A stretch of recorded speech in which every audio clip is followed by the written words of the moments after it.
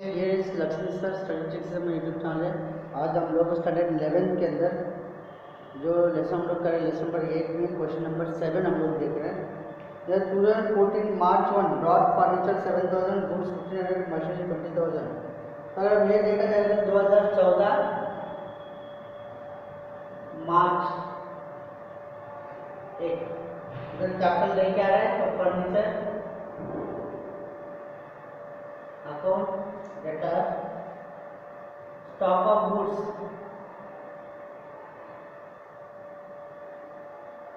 Account data machinery भी आ रहा है तो machinery account data debit what comes in और ये सब क्या है कैपिटल है ओनर लेके आ रहा है इसलिए कैपिटल अकाउंट ये सब इधर लिखेंगे 7000 15000 और 20000 30, 35, 42,000 being bring by the owner. Second is the scientific calculator of 2000. Now we cellular phone 25,000 purchased from Kamlesh Traders. Either purchased from Kamlesh Traders, cash paid amount अपन को नहीं दिया है, तो इसे पेमेंट ट्रांजेक्शन हम लोग लेते हैं तो मशीन से, तो मशीनरी हम लोग लिख सकते हैं direct machinery account data to Kamlesh traders. जब चाहे तो प्रोग्रेस करके 2000 प्लस 25,000 27,000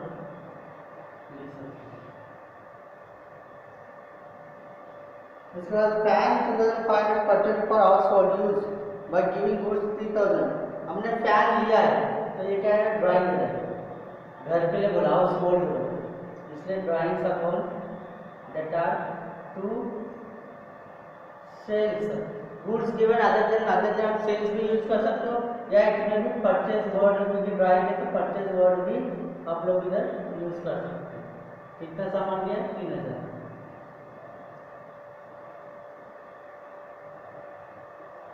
इसके बाद bill 8000 on Namrata which he accepted and return.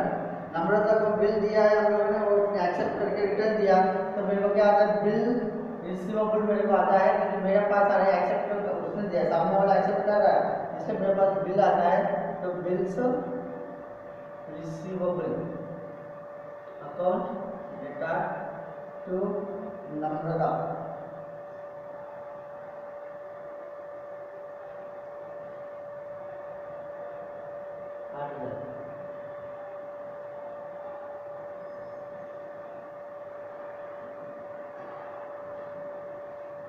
इसके बाद ये bill 6000 drawn by Bharat accepted by us. Accept कौन कर हम लोग एक्सेप्ट कर हम लोग एक्सेप्ट कर मतलब मेरे लिए ये बिल्स पेएबल होता है।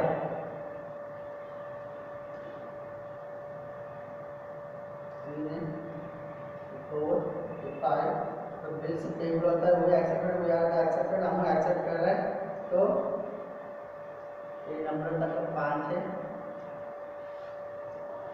Fifth one Namrata endorsed to यस अगेंस्ट हर डेब्ट 8050।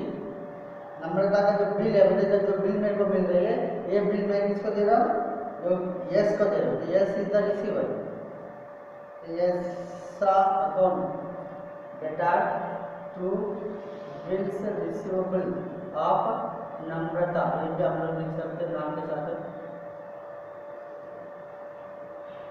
कितना है 8000 है। अगर डिस्काउंट है तो मेरे को इनकम होता है 50 रुपये में कम का बिल इसको दिया हूँ डिस्काउंट तो ये हो गया 8050।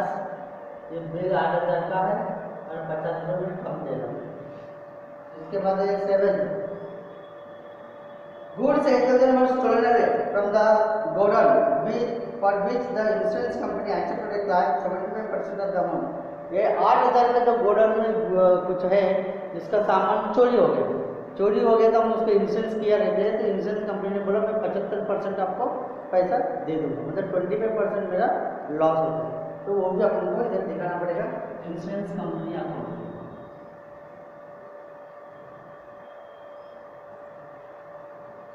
Account debtor loss due to theft, account data to purchase, क्योंकि सेल्स के अलावा कोई भी तरीके से अगर पैसा जाता है बाहर, इसको हम लोग परचेजिंग बोलते हैं। तो कितना है 8,000 ये है, 8,000 का 75% 6,000 होता है और 2,000 ये हो गया मेरे 7 का। वैसे ही पॉइंट नंबर 8 का amount of payment is receivable from Nirav, Nirav से 8,000 रुपये को मिला, 8,200 रुपये पेबल टू नलिन, नलिन को 8,200 रुपये देना था। तो मैंने क्या किया, उन दोनों को मिला के उन दोनों का अकाउंट को सेटल कर दिया, मतलब जो देना था उनको 8,200 और दूसरा कोई मेरे को 8,000 देना था, वो दोनों को मिला के भाई ये पैसा आप उनको दे दो, ऐसा मैंने बोल दिया। तो इधर कौन लेने वाला है, नलिन लेने वाला है। अब फॉर्मेट बना देना,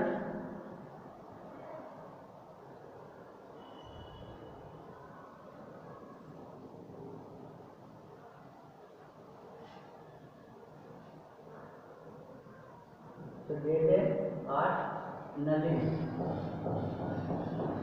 नलिन अकाउंट डेटा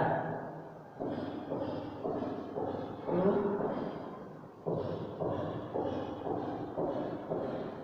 नीरव, 8,200 रुपया हम लोग बचते हैं, जिसको हम बोलते हैं डिस्काउंट। ठीक है, ये हो गया 8,200, ये हो गया 8,000, ये हो गया 200 में कम उसको दिया।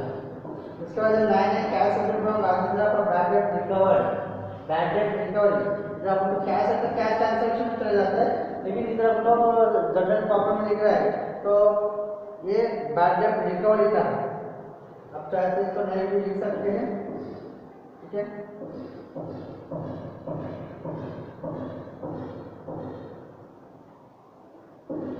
तो कैश अकाउंट डेटा टू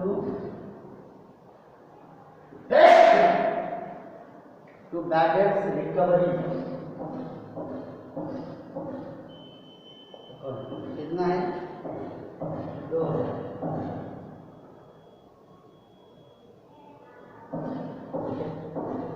और लास्ट वन है 10th one, 300 is payable to Manoj for interest, payable बोला मतलब देना बाकी, देना बाकी तो बेटा क्या होता है, वो लायबिलिटी होता है।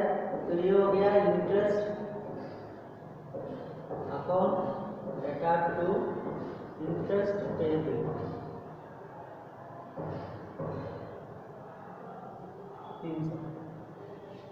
तो इस तरह से आपको जनरल एंट्री लिखना है और ये जनरल एंट्री के बाद लास्ट में क्या करना है, इधर आपको टोटल करना है। ठीक है, ये आपका क्वेश्चन नंबर 7 का जनरल पावर का जनरल एंट्री है। इसके बाद हम लोग देखते हैं क्वेश्चन नंबर 9। ओके, अभी हम क्वेश्चन नंबर 8 की हम लोग बात कर रहे हैं, सेम लेसन का। 700 receive from Renuka is recorded in Bhaumik account, Renuka से पैसा मिला, लेकिन रेणुका से जो पैसा मिला मैंने कहाँ पे लिखा, भौमिका में लिखा, मतलब cash account data to Bhaumika लिखा, मुझे cash account data to Renuka लिखना चाहिए। तो cash account data to Renuka लिखना है, मतलब मेरे जनरल एंट्री ये आता है cash account data to Renuka. तो ये मैंने नहीं लिखा, इसकी जगह पे क्या लिख दिया मैंने, टू भौमिक लिखा, ये गलत है। तो इसको करेक्शन करना है, तो ये गलत है इसलिए इसको ऊपर लेके जाना है और इसको मुझे लिखना है। मतलब मेरी एंट्री क्या आता है, Bhaumik account debtor, Bhaumika account data to Renuka, एक करेक्शन कर रहे हैं हम रेणुका अकाउंट। ठीक है, कितना है 700 रुपये।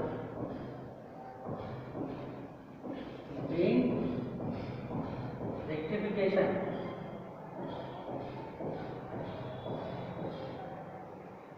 of wrongly recorded,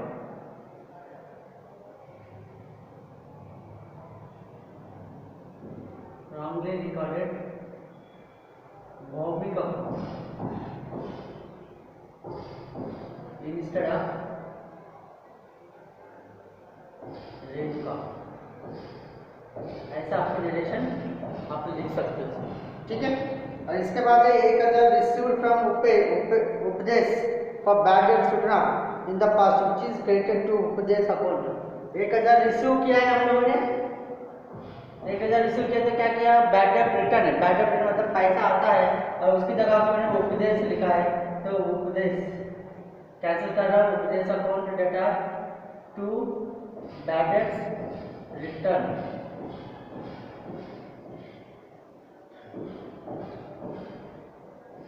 ठीक है, कितना है 1000।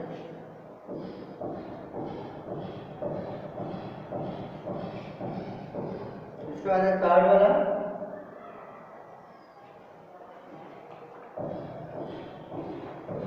$800 Sharma is debited to Verma. Sharma को दिया मैंने लेकिन वर्मा को डेबिट कर दिया, तो वर्मा इसे गलत अकाउंट है, वर्मा डेबिट जो है वो गलत है, उसको कैंसिल करके मेरे को उसकी जगह पे शर्मा लिखना है, तो Sharma account debit to Verma.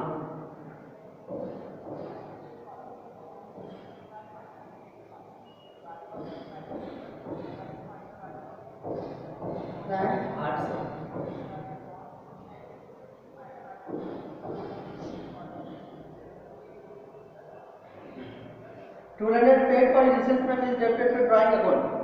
Insurance premium मैंने पे किया तो मेरा कैश जाएगा, तो अमाउंट जनरल एंट्री आएगा insurance premium account data to cash. क्या आएगा, insurance premium account data to cash. लेकिन हमने क्या लिखा इधर, drawings account data to cash लिखा। ड्राइंग कब आता है, लाइफ इंश्योरेंस होगा तो ड्राइंग आता है, LIC होगा तब ड्राइंग आता है, LIC नहीं, सिर्फ इंश्योरेंस है तो ये एक्सपेंस है मेरे लिए, तो उसी को डेबिट करना है। लेकिन ड्राइंग को डेबिट किया, इसे ड्राइंग को कैंसिल करके इंश्योरेंस प्रीमियम को हमको डेबिट करना है।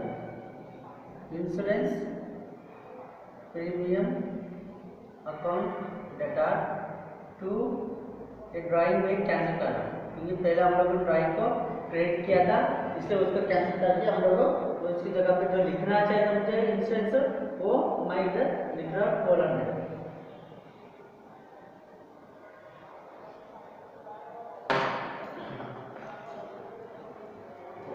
अमाउंट दिख रही है, 1200 दिख रहा है।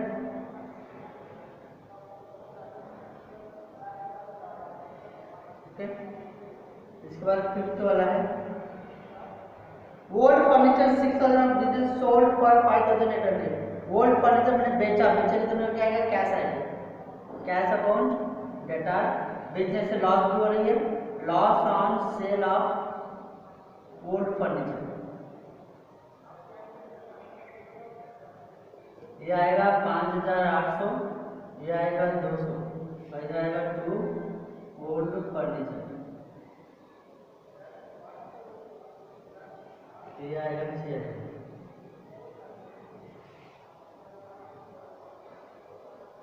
तो क्या इस तरह से आपका ये टोटल आएगा, ये आपको टोटल करना है लास्ट में। मतलब ये कुछ ऐसा मिस्टेक जहाँ पे हमने किया गलत अकाउंट में लिख दिया, तो उसको हम लोग क्या करें, करेक्शन करके उसको आगे हम लोग जा रहे हैं। हम लोग क्वेश्चन नंबर 9 की बात करें, जहाँ पे हम लोग आते हैं क्लोजिंग एंट्रीज। क्लोजिंग एंट्रीज क्या होता है, तो हर साल के अंदर हम 1 अप्रैल में हमारा अकाउंट चालू होता है, 31 मार्च अगले ईयर में अपना अकाउंट से क्लोज होता है। मतलब जहाँ पे भी अपन को टेम्पररी अकाउंट रहता है, वो टेम्पररी अकाउंट से हम लोग क्या करते हैं, हर एक अकाउंट को क्लोज करके उसको लेके एक स्टेटमेंट बनाते हैं, जिसको हम बोलते हैं ट्रायल बैलेंस।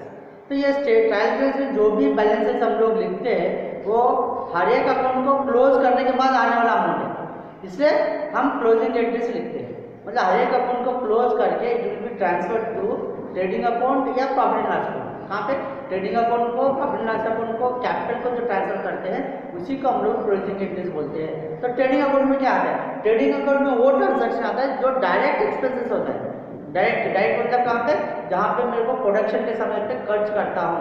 प्रोडक्शन के समय पे क्या क्या खर्च करता हूँ, एक तो परचेज हो गया, ये प्रोडक्शन पर खर्च करते हैं, और सेल्स, प्रोडक्शन करके डायरेक्टली उसका इनकम मेरे को आता है। मतलब सेल करने से क्या होता है, डायरेक्ट इनकम आता है। तो ये परचेज सेल्स हो गया, परचेज रिटर्न हो गया, सेल्स रिटर्न हो गया, वेजेस, जब प्रोडक्शन करने वाला वर्कर जो रहता है उनको जो देते हैं हम उसको वेजेस बोलते हैं। कैरेज इनवर्ड हो गया, रेलवे फ्राइट हो गया, ऑफराइट ड्यूटीज हो गया, कस्टम ड्यूटीज हो गया, और फैक्ट्री एक्सपेंसेस हो गया, या फैक्ट्री मशीन का डिप्रिसिएशन हो गया, रॉयल्टी हो गया। ये सब कुछ एक्सपेंसेस है जो आपको डायरेक्टली होता है, जिसको हम बोलते हैं डायरेक्ट एक्सपेंसेस, और इसको हम लोग काम लेते हैं ट्रेडिंग अकाउंट में। तो प्रॉफिट एंड लॉस अकाउंट में क्या आता है? प्रॉफिट लॉस अकाउंट में इनडायरेक्ट एक्सपेंसेस आता है, मतलब जो डायरेक्टली प्रोडक्शन के ऊपर नहीं होता है, जो ऑफिशियल एक्सपेंसेस जो हम लोग बोलते हैं, ऑफिशियल खर्च जो हम लोग बोलते हैं, जिसको हम इनडायरेक्ट एक्सपेंसेस बोलते हैं, वो इनडायरेक्ट एक्सपेंसेस अपन को प्रॉफिट एंड लॉस अकाउंट में अपन को ट्रांसफर करना है। अगर वही दूसरी चीज़ अगर बात करते हैं, ड्राइंग हो गया, इंटरेस्ट एंड कैपिटल हो गया, इंटरेस्ट एंड ड्राइंग हो गया, इस तरह की चीज़ों को हम लोग का profit and loss account, profit and loss of the year हो गया, ये सब हम लोग कैपिटल को ट्रांसफर करते हैं, तो ये कैपिटल एक्सपेंसेस होता है। कैपिटल के अंदर इंक्रीज या डिक्रीज होता है जिसकी वजह से, तो ये उधर ट्रांसफर करते हैं। तो इस तरह जो ट्रांसफर करने के जो एंट्रीज हम लोग लिखते हैं, उसको हम लोग क्लोजिंग एंट्रीज हम लोग बोलते हैं। तो ये लास्ट क्वेश्चन है अपने ये लेसन का, तो इसमें क्लोजिंग एंट्रीज हम लोग देखने जा रहे हैं। क्लोजिंग एंट्रीज ऐसा होता है, सपोज समझ लो सैलरी, सैलरी क्या होता है? पहले एक्सपेंस है, एक्सपेंस को अकाउंट रूल के हिसाब से हम लोग क्या करते हैं? डेबिट करते हैं। Salary account data to cash. तो सैलरी अकाउंट अगर मुझे क्लोज करना है, तो सैलरी अकाउंट को डेबिट है ट्रांसफर करने से क्या होता है? वो क्रेडिट हो जाता है। मतलब whatever the account will be, if the account will be debited, then at the time of closing the debit account will be transfer to इधर ट्रेडिंग अकाउंट या profit loss account, then it will be given to credit account.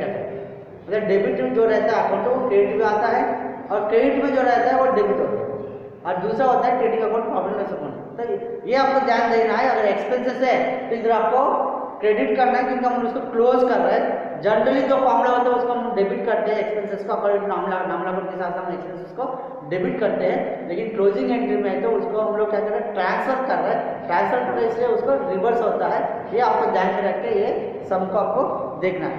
Okay, तो question number 9 के अगर हम देखेंगे तो closing entries हमने आगे लिखा हुआ है इंटरेस्ट एक्सपेंस अकाउंट। फर्स्ट क्या होता है? Interest expense. इंटरेस्ट कहाँ पे आता है? ये इनडायरेक्ट एक्सपेंस है, फाइनेंशियल एक्सपेंस हम लोग बोलते हैं, ये हमको प्रॉफिट लॉस अकाउंट में आता है। तो इंटरेस्ट जो एक्सपेंस है वो बोल रहा है, तो एक्सपेंस हमको डेबिट बैलेंस होता है। तो जब हम उसको ट्रांसफर करते हैं तो ये क्या हो जाता है? क्रेडिट हो जाता है, और it should be transfer to profit and loss account. Profit and loss account data to interest expense account. कितना? 1000 being interest account closed and transferred to profit and loss। इस तरह से आपको लिखना है। Second, sales return. हमेशा sales return कहाँ पे जाता है? ट्रेडिंग अकाउंट में जाता है। सेल्स रिटर्न कौन सा अकाउंट में रहता है? हमको हमेशा डेबिट रहता है। अगर इसको ट्रांसफर करेंगे तो क्या हो जाता है? वो क्रेडिट हो जाता है। तो सेल्स रिटर्न जो है ट्रेडिंग अकाउंट में आएगा। Trading account data to sales return, ठीक है। अमाउंट 3000। अभी बाकी सब ऐसे लिखना है, account close and transfer to trading account. वैसे थर्ड वन हम लोग देखते हैं परचेज रिटर्न अकाउंट। परचेज क्या होता है? डेबिट होता है। परचेज रिटर्न क्या होता है? क्रेडिट होता है। परचेज रिटर्न क्रेडिट अकाउंट होता है, मतलब क्रेडिट बैलेंस रहता है, उसको अगर हम ट्रांसफर करते हैं तो वो डेबिट हो जाता है। तो purchase return account data to trading account कितना है? 2000। ये भी आपको ऐसे लिखना है। Fourth, interest received. Interest received क्या होता है? पहले इनकम होता है। जो भी इनकम होता है वो हम क्रेडिट बैलेंस होता है, मतलब इनकम को हम क्रेडिट करते हैं। जब इनकम को क्रेडिट करते हो, जब उसको क्लोज करते हो, इनकम का क्रेडिट अकाउंट को क्लोज करते हो, तो क्या होता है? वो डेबिट होता है। तो interest received account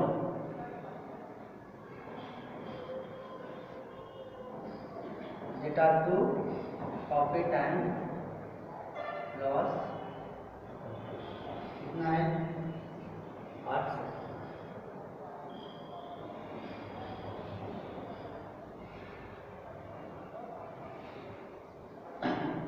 advertisement expense account. Advertisement expense होता है, एक्सपेंस हमेशा डेबिट रहता है, उसको ट्रांसफर करेंगे तो क्या होता है? क्रेडिट हो जाएगा। तो profit and loss account debit to advertisement account expense कितना है? 1500।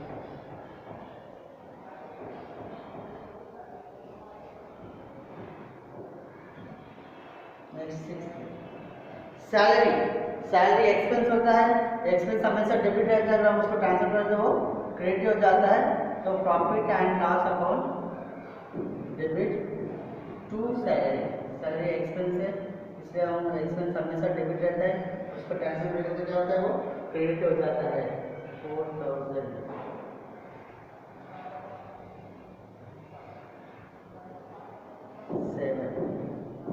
डिविडेंड रिसीव्ड, डिविडेंड रिसीव्ड मतलब क्या होता है, मेरे को मिल रही है, जो भी रिसीव्ड होता है वो इनकम होता है, तो इनकम को ट्रांसफर करेंगे, इनकम हमेशा क्रेडिट होता है तो ट्रांसफर करेंगे तो डेबिट हो जाता है। Dividend received account data to profit and loss कितना है 700।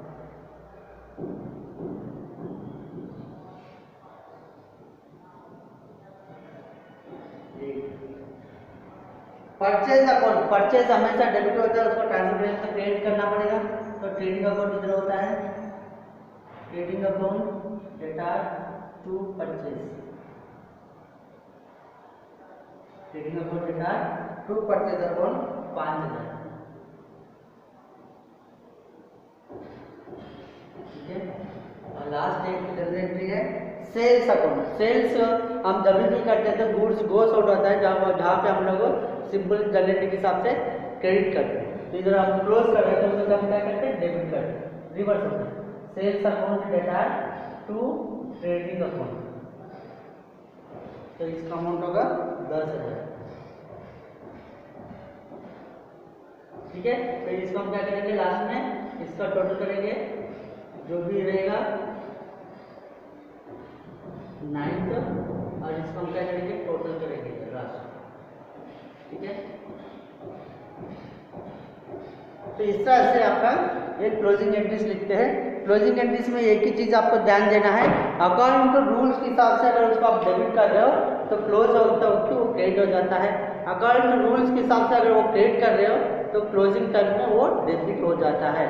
ठीक है, ये आपको ध्यान रखना है, और बाद में आपको ट्रेडिंग अकाउंट में प्रॉफिट अकाउंट में कौन सा चीज़ आता है उसके लिए आपको क्या करना पड़ेगा, डायरेक्ट एक्सपेंस देखना है और इनडायरेक्ट एक्सपेंस देखना है। अगर ये और भी क्लियरली समझ में आना है तो सेकंड पार्ट में अपन को सेकंड लेसन है जिसके अंदर आप जाएंगे, अगर फॉर्मेट देखेंगे तो आपको क्लियरली चीज़ आता है ट्रेडिंग अकाउंट में क्या आता है, प्रॉफिट अकाउंट में क्या आता है। ओके।